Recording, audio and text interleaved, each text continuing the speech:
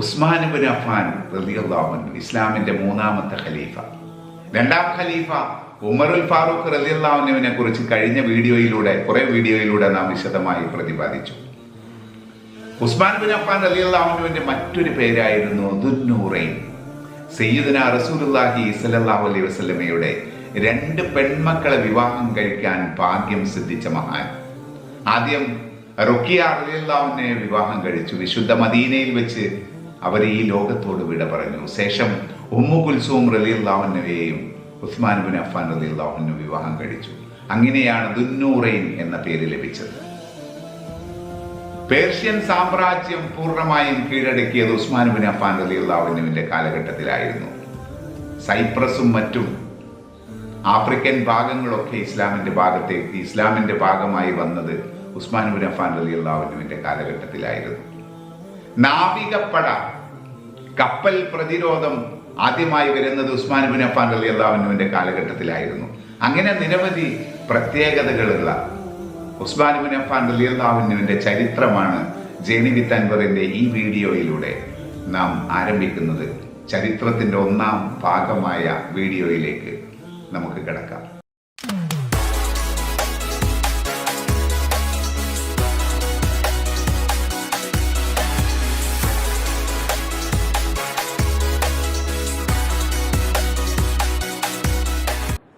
ഉസ്മാൻ ഇബ്നു അഫ്ഫാൻ റളിയല്ലാഹു അൻഹു ഇസ്ലാമിക ചരിത്രത്തിലെ മഹാപുരുഷൻ. ഔദാര്യം കൊണ്ട് കാലഘട്ടത്തെ വിസ്മയം കൊള്ളിച്ച മഹാൻ. ആ മഹാനെ നമ്മൾ അറിയണം, അടുത്തറിയണം. അത് നമ്മുടെ ഈമാനിൻ്റെ തിളക്കം വർദ്ധിപ്പിക്കും. പ്രവാചകൻ സല്ലല്ലാഹു അലൈഹി വസല്ലമയുടെ 20 ഉപ്പൂപ്പമാരുടെ കൂട്ടത്തിലെ ഒരു പ്രമുഖനാണ് അബ്ദുമനാഫ്. നബി തങ്ങളുടെ പിതാവ് അബ്ദുള്ള, അദ്ദേഹത്തിൻ്റെ പിതാവ് അബ്ദുൽ മുത്തലിബ്, അദ്ദേഹത്തിൻ്റെ പിതാവ് ഹാഷിം, ഹാഷിമിൻ്റെ പിതാവ് അബ്ദുൽ മനാഫ്. അബ്ദുൽ മനാഫിൻ്റെ മകനാണ് ഹാഷിം. എന്നാൽ അബ്ദുൽ മനാഫിന് വേറെയും മക്കളുണ്ടായിരുന്നു. അവരിൽ ഒരാളുടെ പേര് അബ്ദുഷംസ് എന്നായിരുന്നു. അബ്ദുഷംസിൻ്റെ മകൻ ഉമയ്യത്ത്. ഉമയ്യത്തിൻ്റെ സന്താന പരമ്പര ബനു ഉമയ്യ എന്നറിയപ്പെടുന്നു. ഉമയ്യത്തിൻ്റെ മകൻ അബ്ദുൽ ആസ്, അബുൽ ആസിൻ്റെ മകൻ അഫ്ഫാൻ, അഫ്ഫാൻ്റെ മകൻ ഉസ്മാൻ ഇബ്നു അഫ്ഫാൻ റളിയല്ലാഹു അൻഹു. ഉസ്മാൻ ഇബ്നു അഫ്ഫാൻ റളിയല്ലാഹു അൻഹു ഇസ്ലാമിക ചരിത്രത്തിലെ മഹാപുരുഷനായി തീർന്നു. ആ മഹാന്റെ പേരിനൊപ്പം പിതാവായ അഫ്ഫാന്റെ പേരും ചരിത്ര പ്രസിദ്ധമായി തീർന്നു. ഉസ്മാൻ ഇബ്നു അഫ്ഫാൻ റളിയല്ലാഹു അൻഹുവിൻ്റെ ഉമ്മയും അബ്ദുമനാഫിൻ്റെ പരമ്പരയിൽ തന്നെയാണ് വരുന്നത്. അവരുടെ പേര് അർവ എന്നായിരുന്നു. അബ്ദുമനാഫിൻ്റെ മകൻ അബ്ദുഷംസിൻ്റെ മകൻ ഹബീബിൻ്റെ മകൻ റബീഅത്തിൻ്റെ മകൻ ഖുറൈസിൻ്റെ മകൾ അർവ. മക്കയിലെ സമ്പന്ന കുടുംബത്തിലാണ് ഉസ്മാൻ ഇബ്നു അഫ്ഫാൻ റളിയല്ലാഹു അൻഹു ജനിച്ചത്.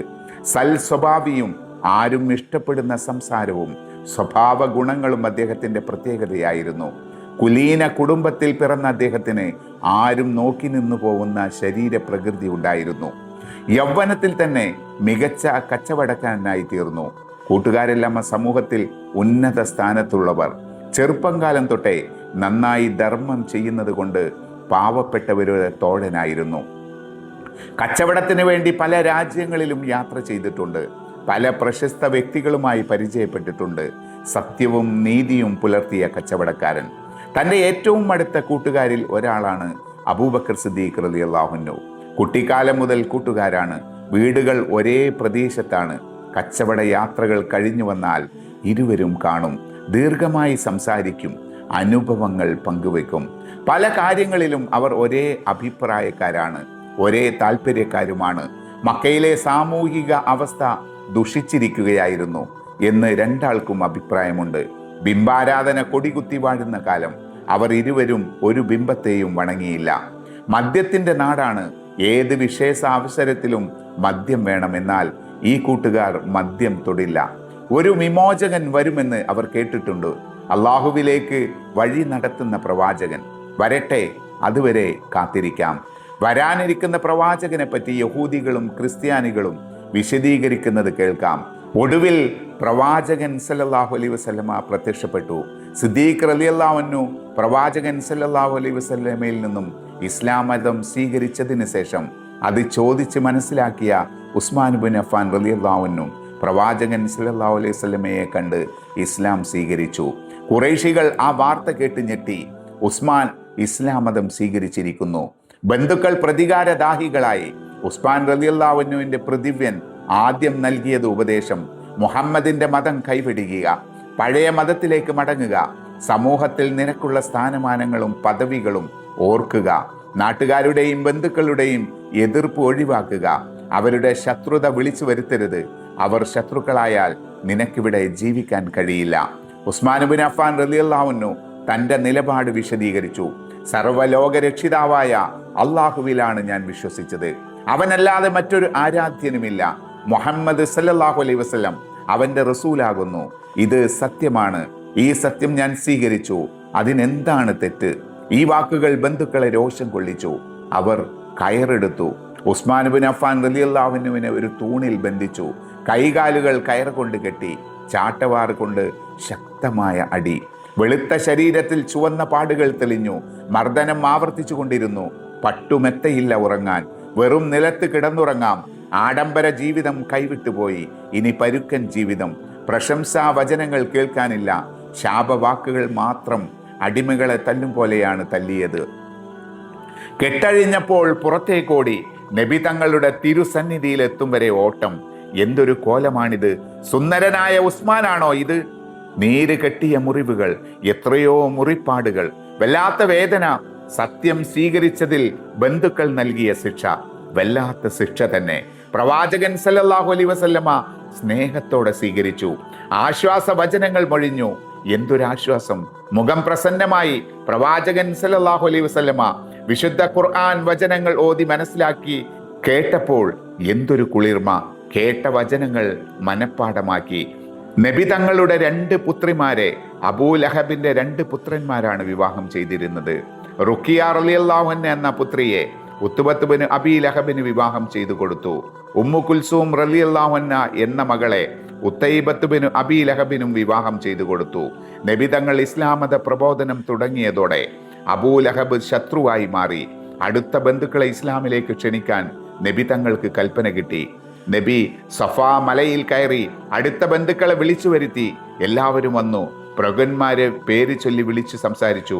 അള്ളാഹുവിന്റെ ശിക്ഷയെക്കുറിച്ച് നിങ്ങൾക്ക് താക്കീത് നൽകാൻ അയക്കപ്പെട്ട ദൂതനാണ് ഞാൻ. ഏകദൈവ വിശ്വാസത്തിലേക്ക് ക്ഷണിച്ചു. അബൂലഹബ് ക്ഷുഭിതനായി എഴുന്നേറ്റ് ഉറക്കെ വിളിച്ചു പറഞ്ഞു: എല്ലാ ദിവസവും നിനക്ക് നാശം. ഇതിനാണോ നീ ഞങ്ങളെ വിളിച്ചു കൂട്ടിയത്? വലിയൊരു ശാപവചനമാണ്.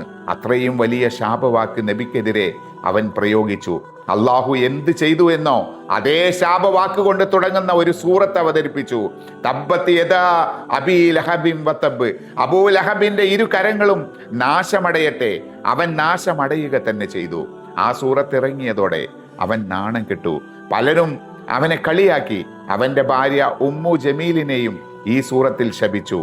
ഭാര്യയും ഭർത്താവും മക്കളെ ഉപദേശിച്ചു: മുഹമ്മദിന്റെ മകളെ വിവാഹമോചനം ചെയ്യുക. വിവാഹമോചനം നടന്നു. വിവാഹമോചനം കാരണം മുഹമ്മദ് സല്ലല്ലാഹു അലൈഹി വസല്ലം ദുഃഖിക്കുമെന്നാണ് അവർ കരുതിയിരുന്നത്. അതല്ല സംഭവിച്ചത്. വിവാഹമോചനം അനുഗ്രഹമായി തീർന്നു. ഖുറൈശികൾ ഒരിക്കലും കേൾക്കാൻ ആഗ്രഹിക്കാത്ത വാർത്തയാണ് അവർ പിന്നെ കേട്ടത്. കോപം ആളിക്കത്തിക്കുന്ന വാർത്ത. മുഹമ്മദ് സല്ലല്ലാഹു അലൈഹി വസല്ലം തന്റെ പുത്രി റുഖിയയെ ഉസ്മാൻ ഇബ്നു അഫ്ഫാൻ റളിയല്ലാഹു അൻഹുവിന് വിവാഹം ചെയ്തു കൊടുത്തു. എങ്ങനെ ഖുറൈശികൾ ഇത് സഹിക്കും? ഉസ്മാൻ റളിയല്ലാഹു അൻഹു പിടികൊടുക്കാതെ നടക്കുകയാണ്. റുഖിയ റളിയല്ലാഹു അൻഹയോടൊപ്പം കഴിഞ്ഞുകൂടുന്നു. ചുറ്റുപാടുകൾ ഭീതി പരത്തി തുടങ്ങി. മക്കയിൽ മർദ്ദനങ്ങൾ വർദ്ധിച്ചിരിക്കുന്നു. ഭാര്യയോടൊപ്പം നാട് വിടുക, അതല്ലാതെ മറ്റൊരു വഴിയില്ല. ഖദീജ റളിയല്ലാഹു അൻഹ അതേക്കുറിച്ച് സംസാരിച്ചു. നബി തങ്ങൾ ഇങ്ങനെ ഉപദേശിച്ചു: അബ്സീനിയ ഭരിക്കുന്നത് ജനങ്ങളെ സ്നേഹിക്കുന്ന ഒരു രാജാവാണ്. കപ്പൽ കയറി അങ്ങോട്ട് പോയിക്കൊള്ളുക. ഉസ്മാൻ ഇബ്നു അഫ്ഫാൻ റളിയല്ലാഹു അൻഹു ഹിജ്റ പോവുകയാണ്. ആദ്യത്തെ മുഹാജിറാണ്. അള്ളാഹുവിലേക്കുള്ള ഹിജ്റയാണിത്. സുഖ സൗകര്യങ്ങൾ നിറഞ്ഞ ജീവിതത്തിൽ നിന്നും പരുക്കൻ ജീവിതത്തിലേക്കുള്ള യാത്ര. റുഖിയ റളിയല്ലാഹു അൻഹ കൂടെ പോവാൻ തയ്യാറെടുത്തു കഴിഞ്ഞു. ഖദീജ റളിയല്ലാഹു അൻഹ ദുഃഖിതയാണ്. മനസ്സിൽ വേർപാടിന്റെ വേദന നിറഞ്ഞു. രാത്രിയുടെ ഇരുട്ടിന്റെ മറവിൽ ഉസ്മാൻ റളിയല്ലാഹു അൻഹു ഭാര്യയോടൊപ്പം നാട് വിട്ടുപോയി. മർദ്ദനം സഹിച്ചു കൊണ്ടിരുന്ന ചില സത്യവിശ്വാസികളും കൂട്ടത്തിൽ ചേർന്നു. രഹസ്യമായി കപ്പല് കയറിപ്പോയി. ആ സംഘം അബ്സീനിയയിലെത്തി. അവിടെ ഭരണം നടത്തുന്നത് നജ്ജാശി രാജാവായിരുന്നു. പ്രജാവത്സനായ രാജാവ്. മക്കയിൽ നിന്നും അഭയം തേടി വന്നവരെ അദ്ദേഹം സ്വാഗതം ചെയ്തു. ഏറെ വൈകാതെ ഖുറൈശി പ്രതിനിധികൾ അവിടെ എത്തി മക്കത്ത് നിന്ന് വന്നവരെ തിരിച്ചയക്കണമെന്ന് അഭ്യർത്ഥിച്ചു. അവർ പല തന്ത്രങ്ങളും പ്രയോഗിച്ചു നോക്കി. മുസ്ലിങ്ങൾക്ക് പറയാനുള്ളത് കൂടി കേൾക്കണം, അതിനുശേഷം അവരെ തിരിച്ചയക്കണമോ വേണ്ടയോ എന്ന് തീരുമാനിക്കാം. ഇതായിരുന്നു നജ്ജാശി രാജാവിന്റെ നിലപാട്. മുസ്ലിങ്ങൾക്ക് വേണ്ടി ദർബാറിൽ ഹാജരായത് ജാഫർ ബിൻ അബി ത്വാലിബ് റളിയല്ലാഹു അൻഹു ആയിരുന്നു. പ്രവാചകനെ കുറിച്ച് നല്ല വിശദീകരണം നൽകി ഇസ്ലാമിക തത്വങ്ങൾ വിവരിച്ചു. ഖുറൈശികൾ മുസ്ലിങ്ങളോട് കാണിക്കുന്ന കൊടും ക്രൂരതകൾ വിവരിച്ചു. ഖുറൈശികൾ ഞങ്ങളെ ആക്രമിച്ചിട്ടില്ലായിരുന്നെങ്കിൽ ഞങ്ങൾ നാട് വിടുമായിരുന്നില്ല, ഇവിടെ വരുമായിരുന്നില്ല, ഇവിടെ ഞങ്ങളുടെ ജീവൻ അപകടത്തിലാണ്, അത് കാരണമാണ് ഞങ്ങൾ ഇവിടെ വന്നത്. രാജാവിന് കാര്യങ്ങളെല്ലാം മനസ്സിലായി. മുസ്ലിങ്ങളെ വിട്ടുകൊടുക്കില്ലെന്ന് പ്രഖ്യാപിച്ചു. അടുത്ത ദിവസവും ദർബാർ കൂടി. ജാഫർ റളിയല്ലാഹു അൻഹു സൂറത്ത് മറിയമിലെ ആയത്തുകൾ ഓതി കേൾപ്പിച്ചു. ഈസാ അലൈഹി ഇസ്ലാമിനെയും മറിയം റളിയല്ലാഹു അൻഹയെയും വാഴ്ത്തുന്ന ഭാഗങ്ങൾ കേട്ട് രാജാവിന്റെ കണ്ണുകൾ നിറഞ്ഞുപോയി. കാലം കഴിഞ്ഞു. റുഖിയ റളിയല്ലാഹു അൻഹ ഒരു ആൺകുഞ്ഞിനെ പ്രസവിച്ചു. പുത്രന് ഇബ്രാഹിം എന്ന് പേരിട്ടു. ഉസ്മാൻ ബിൻ അഫ്ഫാൻ റളിയല്ലാഹു അൻഹുവിനെ ആളുകൾ അബൂ ഇബ്രാഹിം എന്ന് വിളിക്കാൻ തുടങ്ങി. മാതാപിതാക്കൾക്ക് സന്തോഷം നൽകിക്കൊണ്ട് ഏതാനും വർഷങ്ങൾ കൂടി ജീവിച്ചു. പൂവൻ കോഴി മുഖത്ത് കൊത്തിയത് കാരണം രോഗിയായി മരണപ്പെട്ടു. മരണം മദീനയിൽ വെച്ചായിരുന്നുവെന്ന് ചില രേഖകളിൽ നമുക്ക് കാണാൻ സാധിക്കും. അബ്സീനിയയിൽ ഹിജ്റ വന്നവർ പലതരം ജോലികളിൽ വ്യാപ്തരായി. കിട്ടുന്ന വരുമാനം കൊണ്ട് ശാന്തമായി ജീവിക്കാം, അള്ളാഹുവിനെ ആരാധിക്കാം, ആരും തടസ്സപ്പെടുത്തുകയില്ല, ആരുടെയും മർദ്ദനം ഭയപ്പെടാനില്ല. അവർക്ക് ലഭിച്ച വലിയ അനുഗ്രഹം തന്നെയാണത്. വർഷങ്ങൾ കടന്നുപോയിക്കൊണ്ടിരുന്നു. മക്കയിലെ മർദ്ദനങ്ങൾ വർദ്ധിച്ചു കൊണ്ടിരുന്നു. മദീനയിൽ ഇസ്ലാമിന്റെ ആദ്യ സന്ദേശമെത്തി. നബി തങ്ങൾ പ്രിയ ശിഷ്യനെ വിളിച്ചു.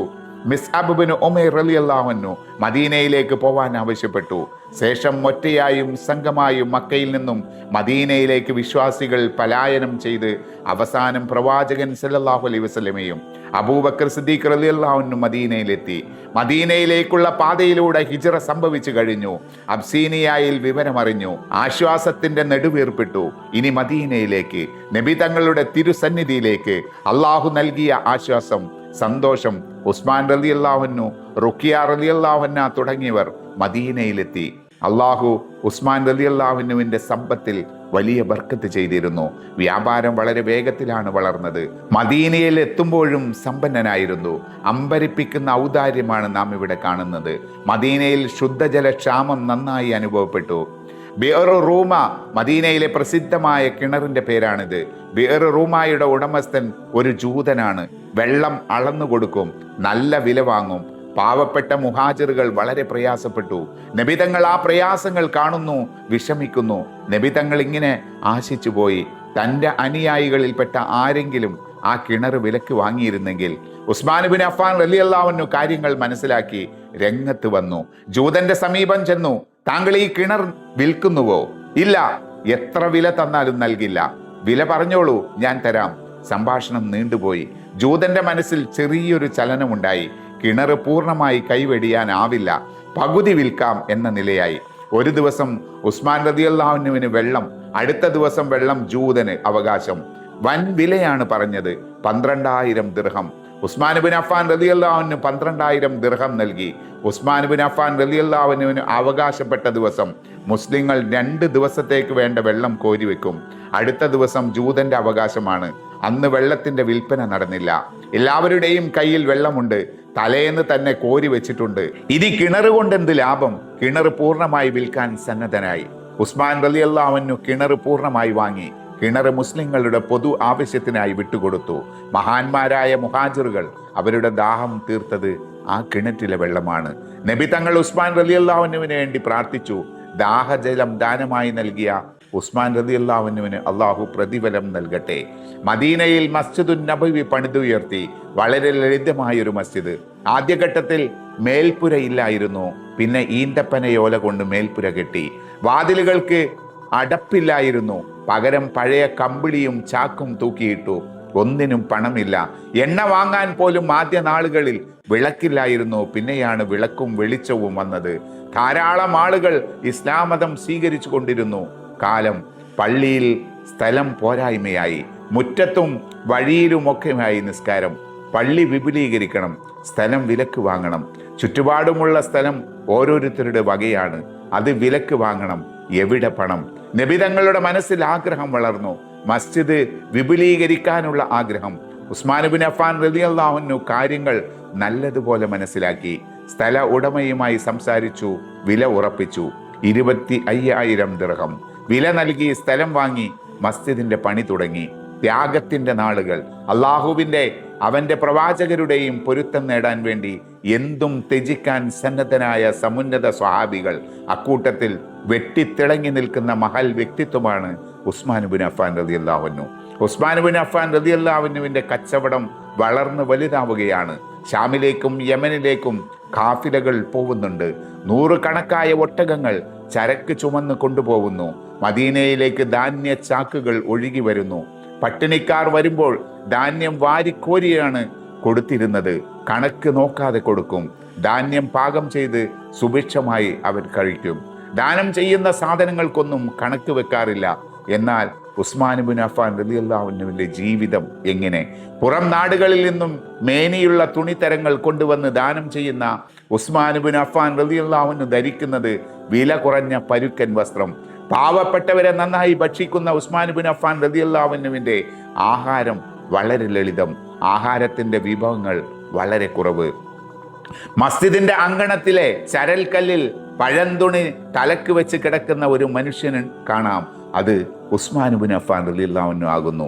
എത്ര വലിയ ആഡംബരത്തിൽ ജീവിക്കാനും സ്വത്തുണ്ട്, സ്വന്തം ജീവിതത്തിൽ ആഡംബരമില്ല, ലാളിത്യം മാത്രം. ഉസ്മാൻ ഇബ്നു അഫ്ഫാൻ റളിയല്ലാഹു അൻഹുവിന്റെ ചരിത്രം എഴുതിയവരെല്ലാം എടുത്തു പറഞ്ഞ ഒരു കാര്യമുണ്ട്: വിശുദ്ധ ഖുർആനിനോടുള്ള അളവറ്റ സ്നേഹം. വിശുദ്ധ ഖുർആൻ പാരായണം ചെയ്യുന്നത് കേട്ടാൽ അവിടെ നിൽക്കും. സ്വന്തമായി ഓതുകയാണെങ്കിലോ പരിസരം മറന്നുപോകും. ആയത്തിലെ ആശയങ്ങളുമായി ഇഴകിച്ചേർന്നു പോവും. പാരായണം തുടർന്നുകൊണ്ടേയിരിക്കും. മണിക്കൂറുകൾ കടന്നു പോയാലും അറിയില്ല. സയ്യിദുനാ ഉസ്മാൻ ഇബ്നു അഫ്ഫാൻ റളിയല്ലാഹു അൻഹുവിന്റെ ചരിത്രത്തിന്റെ 1ാം ഭാഗം ഇവിടെ അവസാനിക്കുകയാണ്. ഇനിയും ചരിത്ര വഴികളിലൂടെ നമുക്ക് സഞ്ചരിക്കാനുണ്ട്.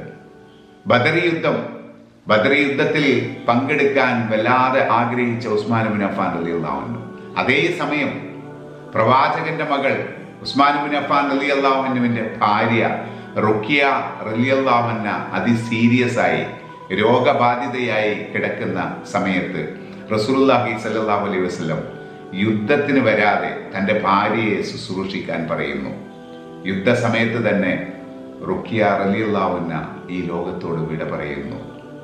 അങ്ങനെയുള്ള ചരിത്ര ഭാഗങ്ങളിലൂടെ നമുക്ക് അടുത്തയാഴ്ച സഞ്ചരിക്കാം. തൽക്കാലം നിങ്ങളോട് വിട പറയുന്നു. ചരിത്രത്തിൻ്റെ 2ാം ഭാഗവുമായി അടുത്തയാഴ്ച നമുക്ക് വീണ്ടും കാണാം.